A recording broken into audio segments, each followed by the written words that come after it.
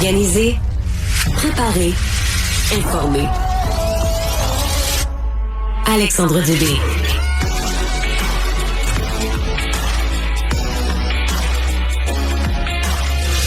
Ah ben j'avais très hâte de lui parler, de la recevoir, notre nouvelle acquisition à Cube.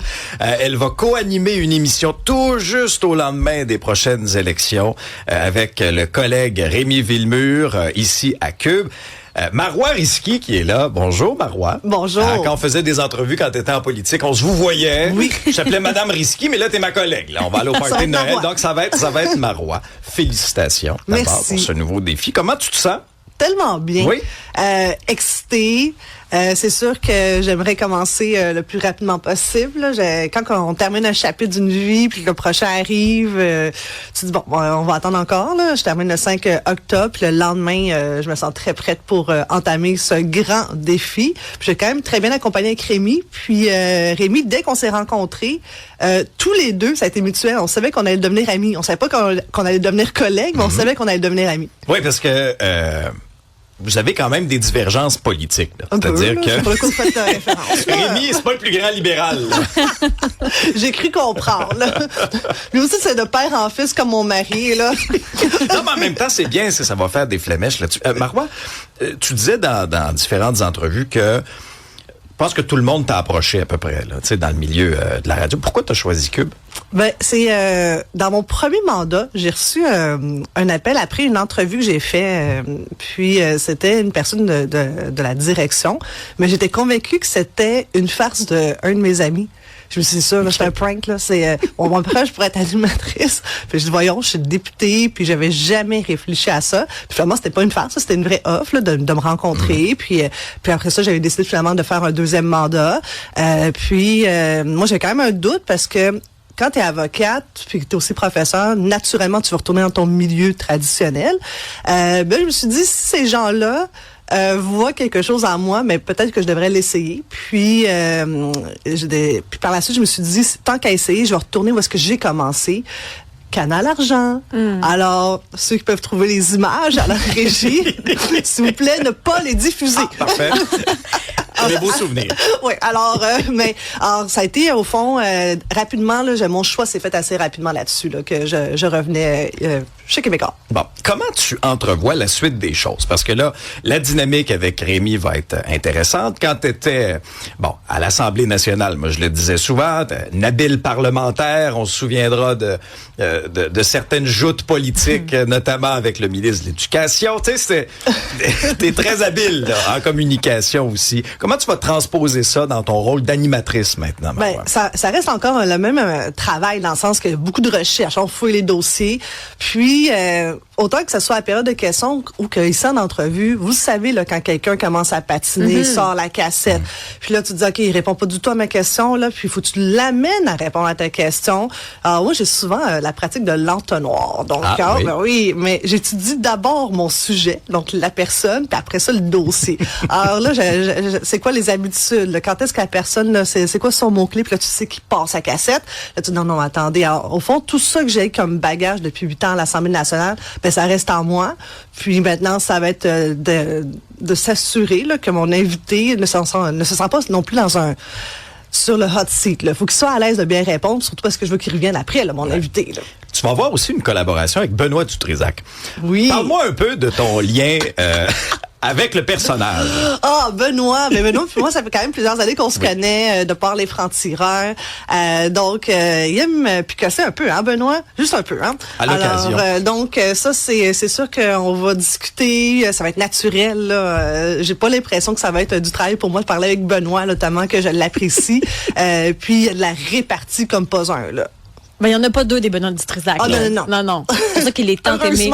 Non, mais Benoît est très, très apprécié. Mais toi aussi, parce qu'on a Marc au téléphone. Tu peux mettre les écouteurs pour l'entendre comme Marc il faut. Boilard? Non, c'est pas Marc Boilard, c'est Marc, un auditeur. Parce que les auditeurs sont très réactifs sur la messagerie. Salut, Marc. Oui, bonjour. Bon, Marc, tu avais un commentaire sur la nouvelle programmation. Oui, j'avais un commentaire parce que Cube n'arrête pas de nous surprendre dans le bon sens. C'est-à-dire avec l'ajout d'une personne comme Marois Risky, une personne que j'estime énormément. Et avant de continuer, je veux juste vous dire, je ne suis pas libéral. Mais j'admets que Marois Risky est une personne qui est un ajout très important à CUQ. Pourquoi? Parce que c'est une personne qui fait ses recherches, une personne qui est articulée, une personne qui nous donne toujours un commentaire, une opinion sensée. Qu'on soit ou pas d'accord, on peut pas tous être d'accord avec tout. Mais Marois Risky est un ajout important, une personne que j'estime, et bravo à CUQ de l'avoir accueilli. Et Madame Risky, je voudrais vous souhaiter en bienvenue chez CUQ. Wow! merci. Merci, Marc. Merci, Marc. Puis il a même pas donné de brownies pour dire ça à Marc. Un gros merci Imagine. d'être à CUQ, Disons Marc. que ça fait longtemps que je ne fais pas de brownies à la maison. Mais est-ce qu'il y en a qui vont vouloir te cuisiner là-dessus? Ah ben moi là, vous savez là-dessus, j'ai répondu puis quand j'ai dit que j'étais en paix avec toutes les décisions que j'ai dû prendre, je suis très en paix, très sereine. Il n'y a absolument rien que j'aurais changé. Mais Marois, les derniers mois ont quand même pas été faciles pour toi. Ça dépend en pour politique. qui. Non, mais même humainement parlant, là, c'est-à-dire que lorsque tu as été sorti du caucus, après ça ça s'est même transposé dans un contexte légal. Est-ce que tu ressors, tu dis que tu regrettes rien, mais est-ce que tu ressors quand même un peu écorché de la politique? Non. Oh non, quand je prends mes décisions, moi je fais l'avocat du diable. Donc je me suis posé la question, voici l'option d'agir. Donc tu es face à une situation, tu connais la loi, tu connais les règles, tu as des codes aussi qui s'appliquent à toi. Dans mon cas, autant le code de l'Assemblée nationale, le code de déontologie, mais aussi le code de déontologie des avocats, le code des professions. Puis tu te dis, OK, bon, est-ce que j'agis? Ou, par exemple, d'autres qui auraient peut-être aimé que je garde le silence. Est-ce que moi, j'aurais pu vivre avec le silence? La réponse, c'est non. Je me connais. J'aurais toujours eu le sentiment d'une épée de Damoclès ou un sentiment, en fait, d'hypocrisie envers moi-même. Celle que les gens... Quand j'ai commencé, là, en tout début, là, ma carrière politique, on dit qu'ils étaient déçus. Ils m'avaient écrit, je suis tellement déçu que vous allez en politique, ça va vous corrompre. Puis là, j'ai dit, je vais essayer de pas changer, je vous le promets, ça va être mon défi. Mais aujourd'hui, moi, je change, puis je peux leur dire à tous ces gens-là, je n'ai pas changé. Est-ce que c'est difficile de maintenir ses convictions dans une jungle comme celle-là? Ben, c'est difficile quand on essaie de plaire à tout le monde. C'est difficile quand on ne se connaît pas, qu'on ne connaît pas, en fait, c'est quoi là, notre vraie nature à nous. Donc, moi, dans mon cas, j'étais tellement solide dans mes talons hauts que pour vrai ce qui a été le plus difficile et que je n'avais pas bien anticipé c'est l'impact sur mon mari. Puis ça a été difficile à la maison. Greg en a parlé ouvertement. Lui, ça lui a causé un burn-out. Puis moi, je me retrouvais, non seulement à gérer une vraie crise politique probablement sans aucun précédent à l'Assemblée nationale dans l'histoire moderne, là, qui a conduit finalement un rapport de la commissaire à l'éthique et en déontologie le plus accablant qu'on a vu, puis la première fois dans notre histoire qu'une députée condamnée a payé une amende. Ça s'est jamais vu.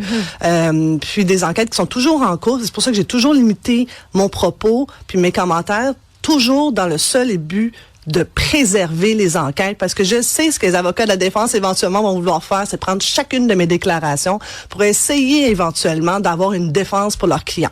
Alors une fois que j'ai dit ça, mon mari, lui, ça l'a affecté énormément. Alors moi, j'ai d'un côté évidemment une tempête médiatique, une tempête à Québec, mon mari littéralement sous le chaos, puis j'ai quand même 2 enfants dans tout ça en bas âge. Alors heureusement, j'ai un immense bon réseau composé de plusieurs avocats d'ailleurs, alors que eux comprenaient parfaitement mon silence, puis ils ont dit non, garde ton silence, puis on avance, puis une étape à la fois, puis il faut faire confiance, puis je l'ai dit avec Mario Dumont, je dis moi j'ai confiance en nos institutions. Puis le monde disait ça va jamais aboutir, mais finalement on a eu une première étape qui est celle qui était quand même pour moi assez importante, la commissaire à l'éthique qui a quand même, faut le rappeler, des pouvoirs d'enquête là. Donc elle est investie, puis elle a pu déposer un rapport, puis les gens qui l'ont pas lu, ça vaut la peine de le lire.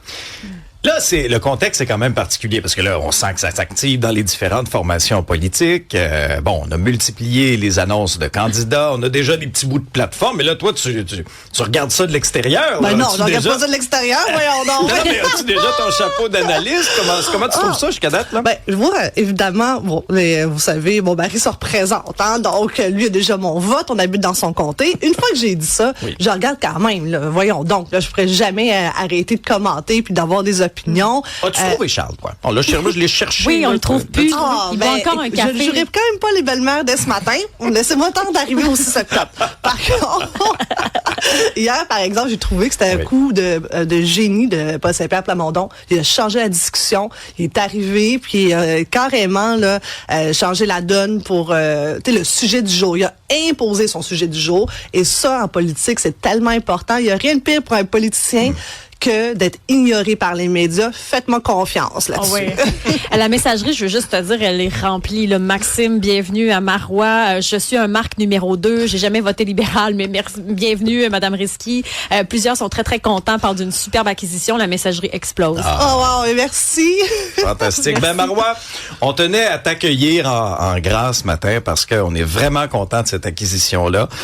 Tu es une politicienne que je respectais beaucoup et tu seras une collègue aussi que je vais estimer beaucoup et t'accueillir avec grand bonheur dans l'équipe. Donc là, on va compter les jours, on va faire des petits X sur le calendrier. Au lendemain de l'élection, on va pouvoir t'écouter avec Rémi Villemur. Rémi sera bien sûr là à compter là, du 24 quand même. Va tenir le fort en t'attendant avec impatience. Profite des prochaines semaines aussi et arrive-nous pleine d'énergie. On a hâte. Déjà là, ma banque d'énergie, là, si vous la ressentez pas, là, je vous le dis, je suis prête.